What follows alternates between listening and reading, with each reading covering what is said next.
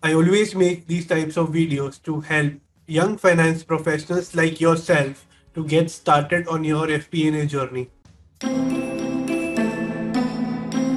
In this video, I am going to do an in-depth review of activity-based budgeting.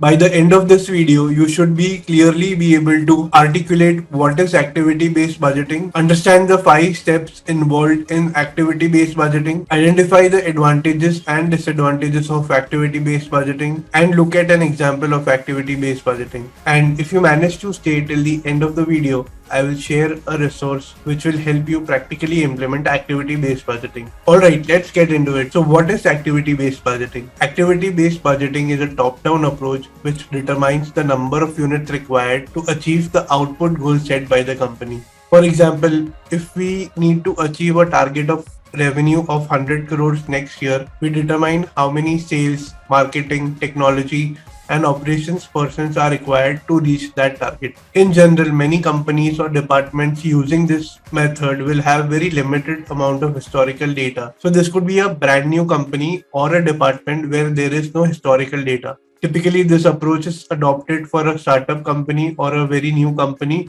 where you do all the work initially to gather the information required to correlate the activity along with its cost. Let's look at the 5-step process to activity-based budgeting. The first step is to identify and list down the activities that lead to revenues and costs in the company. Second, we determine the level of each activity, try to find out the number of units required. That is, we try to find out the number of units for each activity. The next step is to identify the cost per unit per activity and then multiply that cost per unit into the number of units to determine the total cost. Next, we rank and prioritize those activities based on our assessment in the order of their importance. And finally, we eliminate duplicate and unnecessary activities. Let's look at an example for activity-based budgeting. In this example, we look at the cost for processing of sales orders. Let's say the total sales for the company is 10 lakh rupees, and to do that, the company usually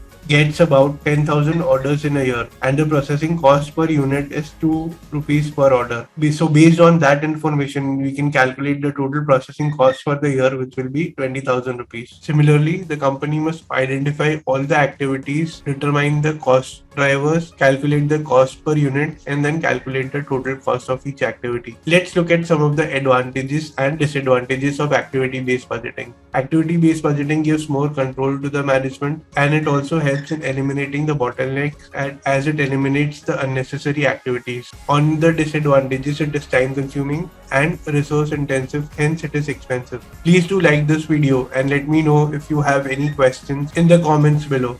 If you are looking to start your career into FP&A, then be sure to subscribe this channel and keep tuning in for more videos like these. I have attached the link to the activity-based budgeting template in the comments below so that you can use that to practically implement activity-based budgeting in your company.